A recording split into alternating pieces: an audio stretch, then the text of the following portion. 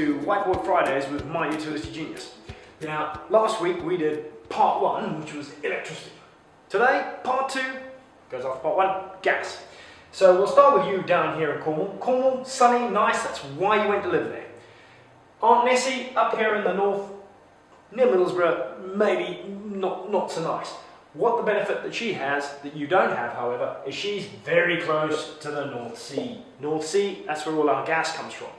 To get it from the North Sea to you, we've got a suite of pipelines that are going all over the country, excuse the drawing, pretty poor, all over the country, owned by National Grid, that get to you in the southwest. Broadly speaking, rule of thumb, the further south and west you are, from places like Teesside, Bacton, St Fergus, the more expensive your gas is, because it costs a lot more to transport it there.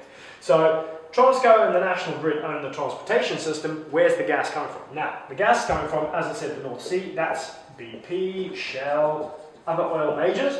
In addition to that, it's also coming from Europe. So you've got the Europeans, Netherlands, Belgium.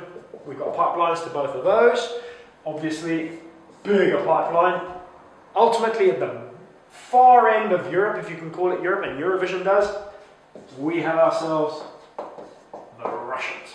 So the Russians are shipping gas through Europe. Some of it gets all the way to us through pipelines. We've got BP and Shell pulling it out the ground in the North Sea, shunting it on shore. We also have nowadays something called LNG, so liquefied natural gas. That comes to us, but only comes to us if we're prepared to pay for it. If we don't want to pay for it, somebody else will.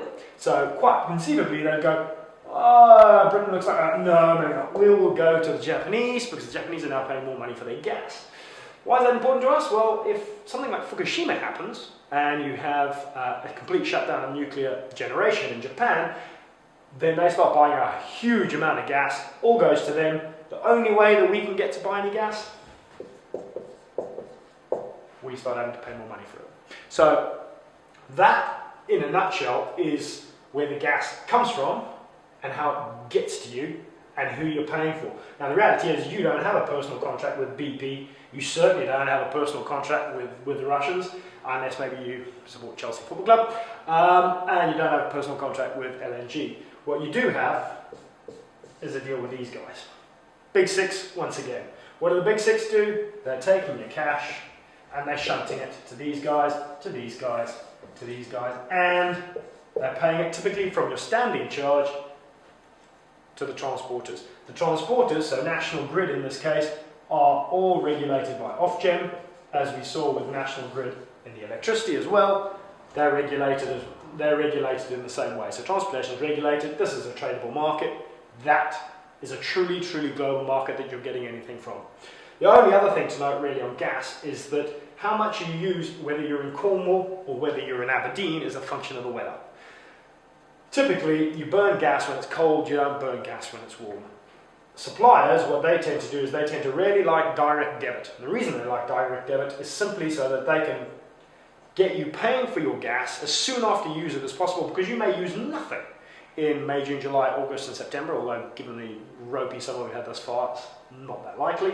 So they're really keen to chase that money from January, February, March, because that's probably the vast majority of the income from you for that year. So that, in a very simple format, is the gas market. What we'll look at next week is the suppliers, how to interact with them, what motivates them, what makes them tick, how you can get the best deal out of them at a very simplistic level, because you are going to have to deal with one of them.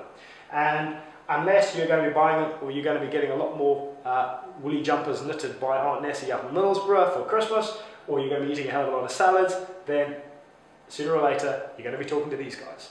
Till next week, see you then.